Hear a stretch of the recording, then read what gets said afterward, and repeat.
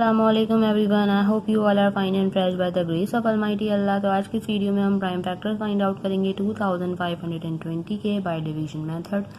किसी भी वैल्यू के हम प्राइम फैक्टर्स किस तरह फाइंड आउट करते हैं कि उसे हम एंड तक डिवाइड करते हैं, जब तक हमारे पास 1 ना आ जाए, और हम उसे सिर्फ और सिर्फ प्राइम नंबर से ही डिवाइड करते हैं। प्राइम नंबर्स कौन से नंबर्स होते हैं?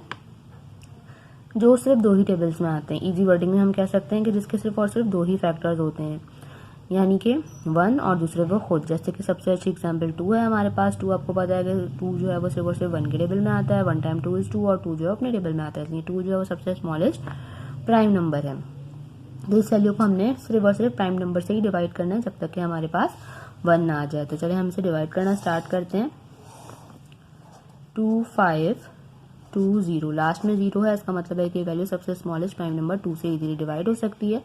तो 2 से डिवाइड करना स्टार्ट करेंगे। 2 के टेबल में 2 आता है 1 पे, 2 के टेबल में 5 नहीं आता, सबसे छोटा नंबर 4 आता है। 2 पे 1 रिमाइंडर है, वो चला गया इस 2 के पास और ये बन गया 12। 2 के टेबल में 12 बिल्कुल आता है 6 पे। 0 को हमने ऐसी कॉपी करना है, अभी भी हमारे पास 0 है, यानी कि अभी भी वैल्यू 2 से डिवाइड होगी।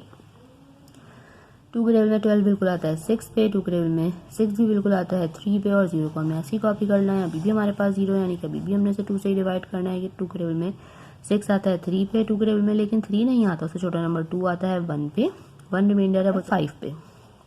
अब देखिए लास्ट में हमारे पास ऑड नंबर आ चुका है, इसका मतलब है कि अब ये वैल्यू 2 से डिवाइड नहीं हो सकती।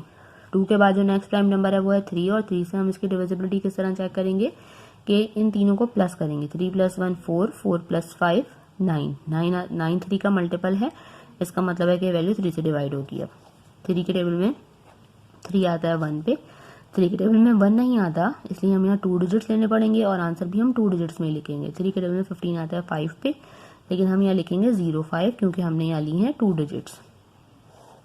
अब अगर हम इन तीनों को प्लस करें, 1 + 0 1 एंड 1 + 5 6, 6 आपको पता है 3 का मल्टीपल है, यानी कि अभी वैल्यू 3 से डिवाइड होगी। 3 के टेबल में लेकिन 10 नहीं आता, उससे छोटा नंबर 9 आता है। 3 पे 1 रिमाइंडर है, वो चला गया 5 के पास और ये बन गया 15। 3 के टेबल में 15 बिल्कुल आता है 5 पे।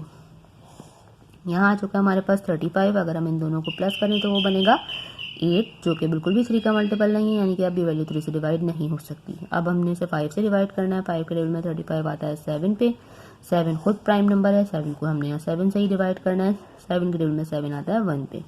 ये हम फाइंड आउट कर चुके हैं तमाम प्राइम फैक्टर्स 2520 के। हम इसको लिखेंगे किस तरह? हम ये लिखेंगे पहले prime factors of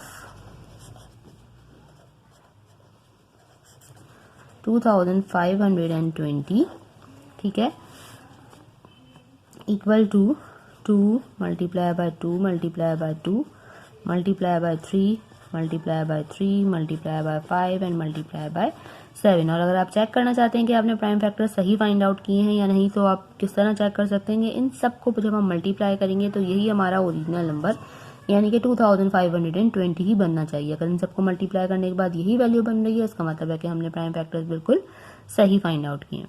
I hope की वीडियो आपको अच्छे से समझ आई है। अगर वीडियो आपको पसंद आई है तो इसे लाइक और शेयर जरूर करें और मेरे चैनल को भी सब्सक्राइब करें। इंशाल्लाह बहुत जल्द मिलती हूँ आपसे अपनी नेक्स्ट वीडियो में। अपना बहुत ख्याल रखिएगा। अल्लाह हाफिज़।